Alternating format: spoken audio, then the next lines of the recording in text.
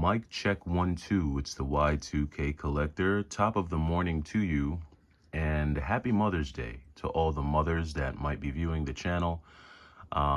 Hopefully you got a chance to take your mom out. We did all of our Mother's Day celebrating yesterday, because yesterday was just a better day weather-wise. I really don't know what's going on with this weather. It's crazy. We're almost into the middle of May, and today feels like a random Thursday in March. It's cold, it's rainy, it's dingy, it's cloudy. I really just don't know what's going on with the weather these days, but it is what it is. And I knew today was going to be a better day to stay inside. And it all actually worked out. So again, happy Mother's Day to all of you. Today is definitely more of a gaming day than a going out and about day. As you can see, I'm playing one of my favorite shoot 'em ups here. I had to pause it right here because I just died. How don't you hate it when you're playing a shoot 'em up and you know for sure you dodged a bullet and somehow you still get blasted? It's crazy. So I just respawned, and if you look down here in Hyperduel, this little guy, you're able to get 3 of these like little mini helper, like androids or drones or whatever the case may be, and these guys can actually take damage for you. I was actually flying around with 3 of these guys. They were holding me down. We were rolling through space like a little unit, and then I lost 2 of my soldiers in battle. So now we're at the boss stage, and I just took a very inaccurate L, but it's not the reason why I'm wanting to make a video today. One, I want to make a video today because it's still Sega Saturn. It's a Sega Saturn weekend.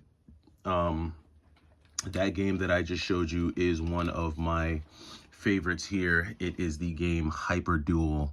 I really like this game. It is one of my favorite imports on the Sega Saturn. Just an amazing shooter.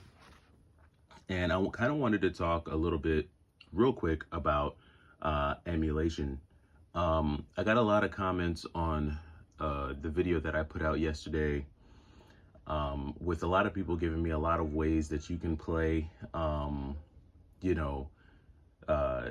both import and US games on a US Sega Saturn, which, if you're not familiar, this Sega Saturn is a US Sega Saturn. That Sega Saturn is a Japanese import Saturn, and I bought that Saturn because it was just easier for me to play all of my import games on that Saturn. And here's the thing with emulation, that I think a lot of people who emulate may not necessarily realize. So to be able to emulate effectively, right, it does take a bit of troubleshooting, and it does take some basic know-how on how to download software, run programs on devices. Emulation isn't, I don't feel like emulation is as plug and play as people try to make it seem. And if I'm just slow and I just, and if I just haven't done my research, then let me know. But I do remember emulating. As a matter of fact, emulation was one of the first games that I was actually able to play video games, period. Because there was a point where, you guys always hear me talk about my brother on this channel and all the consoles he had. Well, when my brother got old enough to move out, there was a period between like when he moved out and when I was old enough to buy my first system where neither of my parents were buying me video games, but I still wanted to play and experience video games. And back then we had an Acer PC. For those of you who know about the Acer, drop a comment.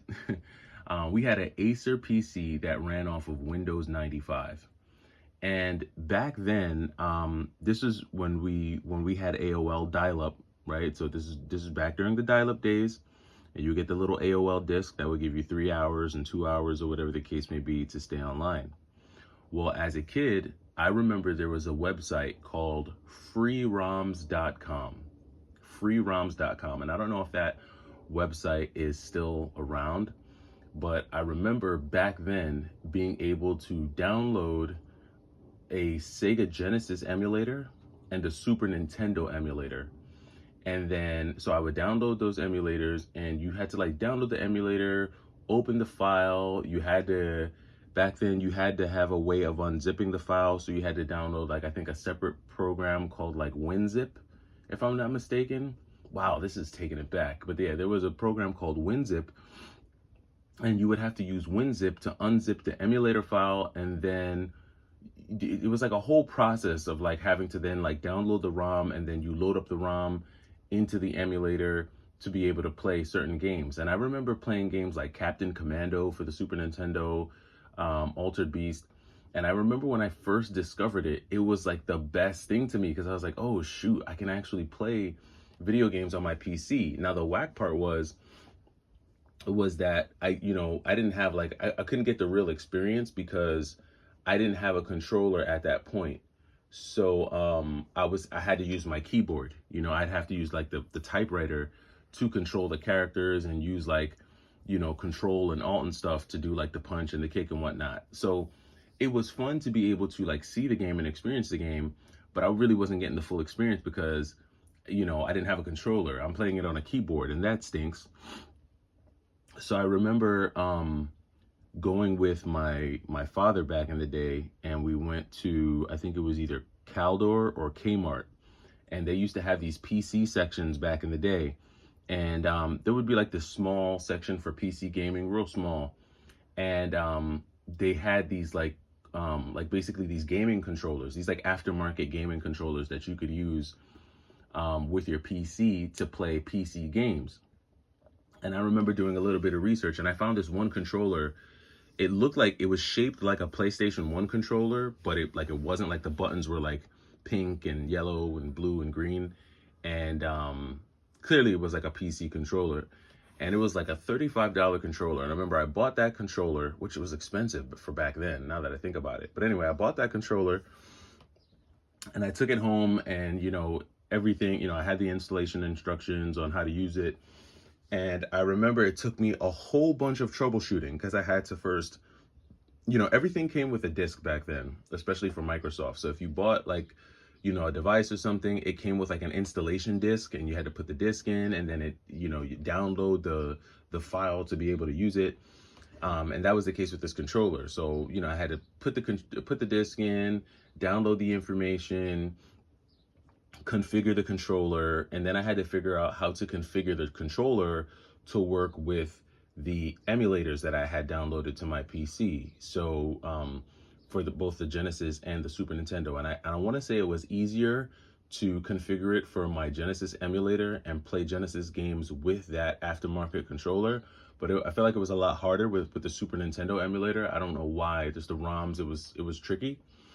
But it took me a while. I remember it took me like weeks to kind of like figure it out. And this is when I was still a kid. Like, I was early teens, but it took a lot of troubleshooting for me to be able to make it all work. And then even then it was really buggy, because there would be some days where like it would work, some days where it wouldn't, some days where it would load, some days where it wouldn't. And just doing all of the troubleshooting just made, like, I had no other choice, right? So when you have no other choice as a kid, if you want to play video games, you're going to do what you have to do.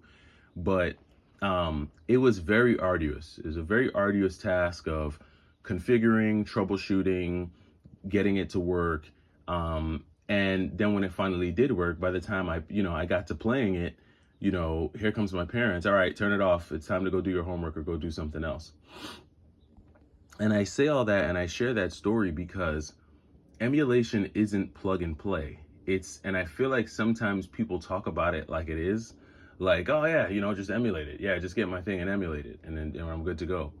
And I'm sure over the last 25 years, emulation has gotten a lot better, right? Like, I'm sure it's not as difficult as it was. But when it comes to emulating certain systems, certain consoles, certain games, it's not as easy as 1, 2, 3. Now, I do have an emulation device, right? Like, I have an Analog Pocket. And the Analog Pocket is an example of a machine that is probably a little bit more plug and play when it comes to emulating games, but I haven't used my Analog Pocket to emulate anything yet. I've really just used my Analog Pocket to play the cartridges that I currently have. I use it to play like my Game Boy Advance games, my Game Boy games, my Game Boy Color games, because I know the resolution of the screen is going to give me the best look, and it's going to be the easiest on my eyes, right? I don't have 13-year-old eyes anymore, so I need to preserve them, and I can't be sitting there trying to see, those old school screens. So I haven't used it for emulation yet, but it's safe to assume that the emulation isn't going to be plug and play. There's going to be some troubleshooting on my part, and outside of the nostalgia factor, outside of loving original hardware, outside of getting that feeling that I got as a kid or back in the day, outside of all that, one of the biggest reasons why I don't emulate is the troubleshooting factor. It's annoying as hell. And if you're a tech person, if you're techie, if you don't mind that stuff, then it's not gonna matter to you. But if you're the type of person who, I hate tedious tasks. I hate anything tedious. I hate anything that requires too much fidgeting, and I'm a very much a path of least resistance type of guy. And I like to just be able to turn things on and run it. You know what I mean? That's the type of person I am. And I think that's one of the benefits of playing on original hardware, especially when you start looking at older systems that are literally plug and play. Perhaps I won't mind emulating like a PS4 or PS3 game, because you got to do a bunch of troubleshooting on the consoles anyway. But if it's a game that I remember just being able to pop in, hit the power on button and play it, I don't want to have to jump through a bunch of hoops, become IT and tech support to figure out, how to get it to run on different devices. I want to just be able to play it. And I think I don't think I'm alone there. I think that is a big part of the reason why casual gamers or semi-casual gamers prefer just playing the hardware and getting the hardware, because there is a certain ease of use there that you don't get when you're emulating. Like I said, there are those who are good with emulation. They don't mind the troubleshooting. They don't mind the configuring. They don't mind doing all the, updates and patches and downloads and BIOS and ROMs, and they don't mind dealing with all of that. But it's not as easy as I think some folks make it sound. And remember, what's easy to you isn't going to be easy to everyone else. What's comfortable for you isn't going to be comfortable for everyone else. And it's the same thing with, using original hardware. Buying and paying for original hardware isn't comfortable for everyone, right? Just because of how expensive it is. And I think that's one of the reasons why a lot of people defer to emulation, because it's more comfortable to troubleshoot than it is to spend the money required to be able to purchase certain pieces of original hardware. And I guess it's just, different strokes for different folks, man. That's what it really boils down to. Different strokes for different folks. And you have to figure out what's best for you and what works best for you. But I would never sit here and say, oh man, emulation is stupid. You guys are dumb for emulating. Just get the original hardware, because I know that is not as easy for everyone.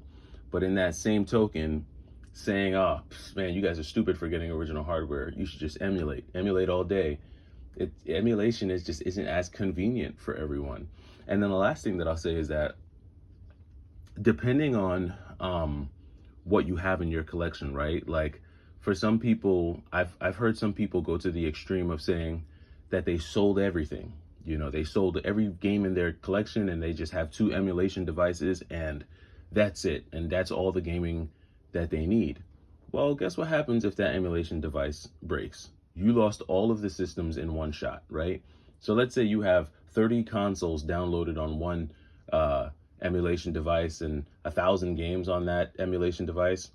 Well, if your child comes over and spills hot soup on that emulation device, you lost all of your games and everything in one shot. And now you'll have to go out, get a new device and re-download all that stuff again. There's kind of like a eggs in one basket vibe that I get from emulating, where everything is just in one big pot and it's like you're really dependent on that, which is different when you have a little bit of diversity in your collection, right? Like if this Saturn dies, okay, cool. I don't have to throw all my games away because I still have this Saturn. If my Sega Genesis burns out, guess what? It's cool because I can use that Sega Genesis over there. If my Neo Geo isn't working one day, well, you know what? That's cool because I still have my Super Nintendo. If my PlayStation fat dies, well, I still got the PlayStation skinny. And so there's just a level of flexibility. But again, this comes at a cost, right? This comes at a cost. So, you just gotta know where you're at, know what works for you, and then, be financially responsible, make sure you have your priorities taken care of, and then go from there. I've had a lot of these things in my collection for a really long time now, and thankfully I've been able to preserve them. I know a lot of you see me with these consoles on the floor. You're like, take those systems off the floor. You're going to destroy them. I know I need to get these off the floor. It's funny because when I pull them out, I never intend to play them for as long as I do. And then next thing you know, 2 days goes by and they've been sitting on the floor and I've been playing video games for 2 days with the consoles on the floor. But that was just a thought that I had this morning. Little Saturday morning get up and go video for you all. Let me know what you think down in the comments. Am I wrong here? Like, is emulation easy as 1, 2, 3, easy peasy, and I'm just, I'm just remedial? Like, what is going on here? Am I that off, or is there some truth to what I'm thinking here with regards to emulation requiring a little bit of troubleshooting and it not being that plug and play? Or is it just different strokes for different folks? I'm interested to know. It's the Y2K Collector. It is Sunday. Like I said, happy Mother's Day. Hopefully this weather gets a little bit better and you're able to go out and celebrate with your family. I'll be back this afternoon with one of my more formal videos for the week, and I'll talk to you soon. Take it easy.